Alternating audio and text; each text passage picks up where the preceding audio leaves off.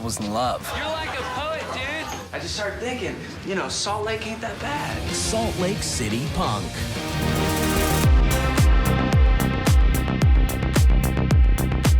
Hey everyone, welcome to Let's Talk. My name is John, and today we're here to talk about Part 5 in our Sony Pictures Classics 4K Blu-ray set review, and the fifth film in that set is SLC Punk, written and directed by James Marandino. And it stars Matthew Lillard in the main leading role as Steve-O. And this film follows around him and his friend Heroin Bob, played by Michael Gorjan, in their lives in the mid-1980s in Reagan America 1985 in Salt Lake City, Utah. And actually, I didn't know that's what SLC Punk stood for when I first saw this in the set. I was like, what does SLC for? SLC stand for? And I was like, okay, now it makes sense. Salt Lake City, Utah. Alright, now I get it. And for my first time watching this movie, I really did enjoy it. I thought it was a pretty fun movie. It moved very fast. On the box, there's a quote that says, John Hughes meets Sid and Nancy. And I think that's honestly a perfect description of this. It felt very much like Ferris Bueller's Day Off, and if I'm being 100% honest, I enjoy this movie more than Ferris Bueller's Day Off. Ferris Bueller's Day Off is just not one of my favorite John Hughes movies.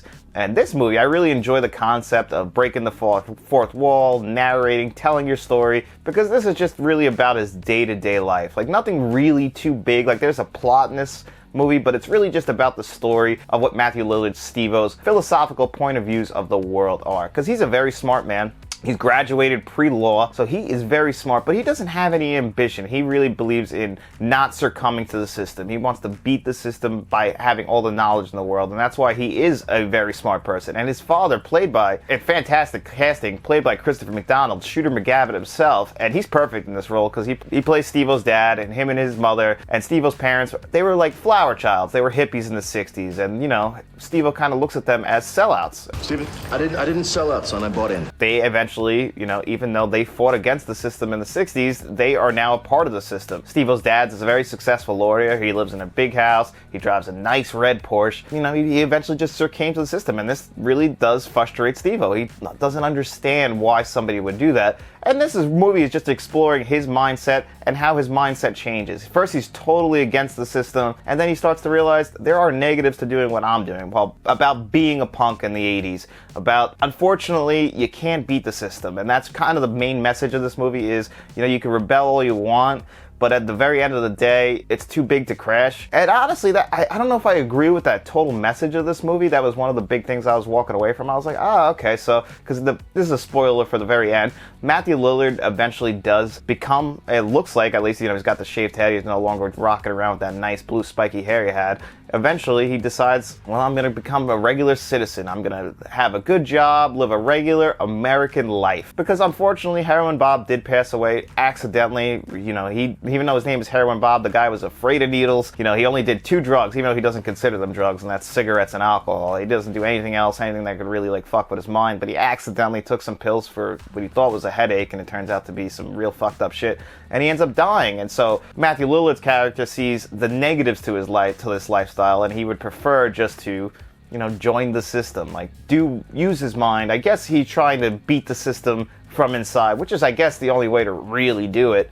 But, you know, I don't know if I agree with that, like that we all have to just, the system that we've accepted, we have to all just, nobody is going against it. We have to all just succumb to it and eventually just join the system. So I don't know if I agree with the total message of this movie, even though the director has said this is like a semi-autobiography about his upbringing, so I can understand what he's trying to do. So, you know, because this is a late 90s film, and this is coming off the heels of, like, what I would imagine, like, Matthew Lillard, I consider, like, a Gen X guy, and, like, he's, you know, I always wondered, where did these Gen X people kind of end up? I feel like we always hear about boomers, millennials, and Gen Z, like, that's all we hear about now, but where are the Gen Xers? You know, I feel like they were, you know, very rebellious, and I feel like they just kind of, like, I don't know if they're stuck in the middle now because the world has changed and everything that they knew in the 90s. So I was looking at it from not just a movie talking about the 80s, I was looking at it as a 1990s film and talking about America in the 90s as well, and then watching it in 2023 and seeing how it compares to what the world we live in now. And I agree, I might have got a little too philosophical with this movie, but I just really enjoyed it. I enjoyed Matthew Lillard's performance in this. I think this is by far his best performance. He's always only been really in ensemble casts like Scooby-Doo, Scream, Hackers. You know, this guy, 13 Ghosts, you know, he was always around, but he never really got the lead, and I'm surprised, because this movie was at the Sundance Film Festival in 1999. I would have thought that a role like this would have like brought him more leading roles. It's very surprising that he turned out a performance like this, and it didn't lead to more leading roles. He just honestly ended up in just more ensemble movies after this. And I don't want to say like it's a wasted opportunity, because Matthew Lillard is awesome, but seeing how he performed in this film compared to how he performs in other films, it's just mind-blowing to me that he didn't get to do more, because he is 110% the star of this movie. Everyone else is there to support his work, because he's talking to the camera the whole time. He's doing some great narration. And this movie, it's shot and edited just so well. It's very kinetic. Almost like I'm coming off of Run Lola Run, which was the fourth part of this, and coming into this, I was like, okay, I can see that kinetic energy. This feels very much like a 90s indie film, so maybe that's why people kind of have forgotten about it, but I don't think this should be forgotten, and I'm really glad that they put this in the 30th anniversary set, because I really enjoyed it, and I would have never ever seen this film had it not been put into this set. So anyway, why don't we talk about that 4K Blu-ray while we're on the subject. And just like all the others, they are in this beautiful box, this hardcover box. You open it up, it's the fifth one in. There you see her, SLC Punk. Close her up. We'll put that right there for now. And just like all the others, you get a beautiful, customized slipcover that only comes in this 30th anniversary 4K Blu-ray set. That's why, right? There's no stats on the back, just a couple of pictures and a couple of quotes. A nice picture on the front. You take it off, you get a different, I believe that this is the official theatrical release poster, so it's pretty cool. You get two different pieces of artwork underneath. You get all your stats on the back. When you open it up, you get individual disc design on there, so that's also very much appreciated. And it's in line with the other 4 films that we've reviewed so far. And this movie features Dolby Vision and HDR10. It's in its original aspect ratio of 2.39, so you're gonna have the black bars on the top and bottom. It's got a DTS Master Audio 5.1 on here. And just like the other ones too, there are a little bit of extras, and they're all on that 4K disc because there is no second Blu-ray disc. And it has one where they're looking back on the film. It's got an audio commentary track featuring Matthew Lillard and the director, and a little bit of other little gags in there, like a theatrical release trailer and a comic book gallery, just some little things in there. And you know, it's appreciated. Like I said in the other 4 reviews, I didn't expect a single extra on these discs, and the fact that they, even if they're not the greatest extras, the fact that they were willing to put them on the disc, I consider a complete bonus to this whole set, because I didn't expect it at all, and I would have been okay if they didn't have it on there. So it's just complete bonus points, the fact that we do get some extras on every single one of these discs. Now, as far as the visuals go, I thought they were amazing. Every single one of these 4Ks has been great in here, and they all actually have a very similar like color temperature to them. Like you could see that all these transfers were done by the same people, and it's kind of noticeable, and that's not a bad thing. Sony, like I've said in the past, does the best transfers, I think, for any major studio. You know, they're on level with some of the boutique labels like Vinegar Syndrome now, or Criterion, or Arrow, or even sometimes Scream Factory or Shout Factory. I think Sony Pictures is the leader in main studio releases. I cannot think of a bad Sony release that's come out, and this SLC Punk is in line with the other 4 in this set. It looked great. The Dolby Vision does a lot of work. Like, this is a 1999 film, so it's not the oldest movie ever, but it really does look great because they're trying to portray 1980s America. And, you know, I felt like I was in 1980s America. I didn't feel like they were cosplaying in that. Like, you know, Matthew Lillard has that blue hair, and the Dolby Vision really has some great contrast. That hair just pops off your screen. Same thing with the red Porsche that you see in this. At one point, he has green hair. Like, you know, it's actually a pretty colorful movie, and I don't know how this came across in previous releases, but I can imagine it being a little flat, and now it just really it pops off your screen. It's very vivid, very dynamic. The range, the blacks are deep, the colors are just very bright. You know, it's a very good quality 4K visually. I have absolutely no complaints as far as the visuals go. And the audio is a DTS HD Master Audio 5.1, so no Dolby Atmos track, and this is a music-heavy movie. You know, we're talking about the punk movie in the 1980s, so you're going to be hearing a lot of punk music throughout this. And I thought the DTS did a pretty good job. You know, it spread it around, made great use of my speakers. The dialogue was clear and crisp. I never had to pick up my remote to turn down the volume or turn up my volume. I thought it was perfect throughout. And that's all I could really ask for, is a nice solid DTS track.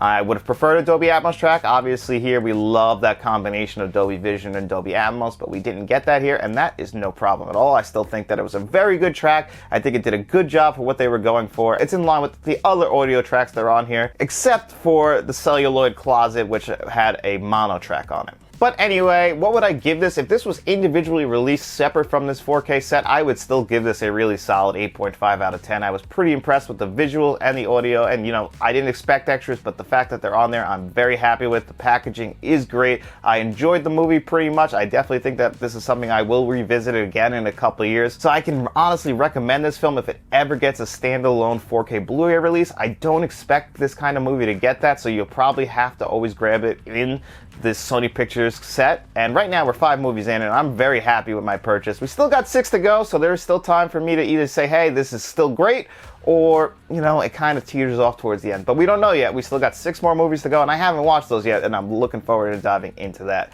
very soon. But for people who have been paying attention, you know that today is Monday, and that means it's time for our digital code giveaway winners. So on Friday's video, I asked you guys, what was your favorite M. Night Shyamalan movie, and what was your favorite horror movie since the year 2000? And pretty much we ran the gambit of M. Night Shyamalan movies. Most people said The Sixth Sense, but I think every movie in there pretty much got picked. Even The Visit, I think everybody, at least everyone who's entered in this had at least one M. Night Shyamalan movie that they really loved. You know, obviously The Sixth Sense and Unbreakable are the big two that most people love, but I saw a lot for Signs. I even saw some for The Lady in the Water and The Happening, which makes me think, you know, I was one and done with those, but maybe I should revisit them. So I think I will check those out probably within the next year. Maybe I'll do an M. Night Shyamalan ranking list. I don't know. I haven't gone back to all his movies except for really the first 3, and then obviously I've gone back and watched old, and now I've seen Knock at the Cabin. But everything in between was mostly one and done for me.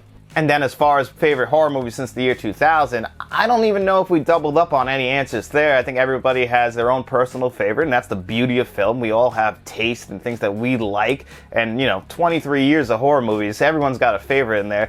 And it was really hard for me to even pick what my favorite horror movie is from the last 23 years. I'm probably going to have to say it's Hereditary, though. I think that movie is a masterpiece. I think that's the best movie, barring horror, to come out in the last, I want to say, like 7 or 8 years. It's just, I find that movie to be incredible. Ari Aster did just an amazing job with that. The amount of, I mean, the sense of dread and horror and just the way you feel watching that, that's a movie theater experience I'll never forget. So that is my choice for my favorite horror film for the last 23 years. But anyway, guys, we are going to spin this magic wheel 2 times, and you will have your choice of the digital codes that you saw on your screen before you today. So let's do that right now. Time for the first wheel spin.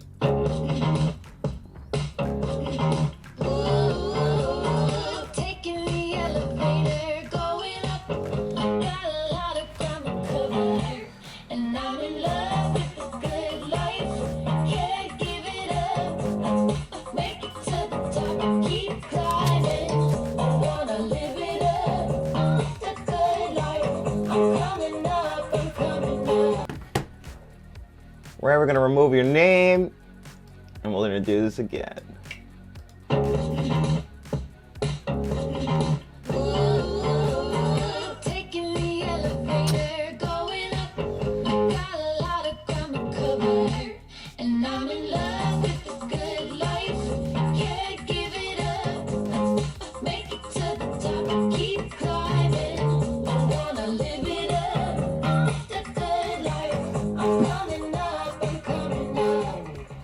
And George T. All right, congratulations, Ray Tassi and George T. Ray, I believe this is your second win, and George, I think this might be your first win, and George has been around for a very long time, probably since the very early days of us doing this digital code giveaway, and it's pretty cool to see him get a win now. And really, I love that all you guys enter every single week. I always recognize the names of the people who are going to be popping in there when I see the alert come on my phone. I was like, oh, okay, there's Kimmy, there's Luna, you know, everybody, you know, I know all of you guys, I recognize the names every single week, and it's awesome that you guys enter every single week. Even if you don't win, we really do appreciate you guys entering. James, William, you know, you guys all enter every single week, and we really appreciate that. We just like to interact with you guys in the comment section and just, you know, talk movies, maybe get some recommendations. Like all the movies I say that I've never saw, I add to a list, and then eventually I will watch those movies. And Matt probably will too if he has some interest in it. And Matt's really big on, if he doesn't have any interest in the movie, he won't check it out. I'll at least try a movie once. You never know, because I've had plenty of movies I thought I was going to absolutely despise, and then I ended up walking away and loving them. So I always say, give something a watch once. I think you'll really enjoy it. Or not. You never know. Really, that's the whole thing with film, right? So anyway, congratulations, Ray. Congratulations, George. You guys know how this works. Reach out to us on either Facebook, Instagram, or Twitter. Direct message us. Or you can reach us at letstalkentmt@gmail.com. Let us know which one of those digital codes you want. As long as the other winner didn't take that code is all yours. So anyway, guys, thank you so much for being here on another episode of Let's Talk With Me. Nothing helps the channel out more than by you liking this video, subscribe to the channel, looking for us on all podcast services, giving a couple of 5-star guys a couple of 5-star ratings. And then when you're done with all that, you guys go out, head out into those streets right there, and you tell all your friends about it.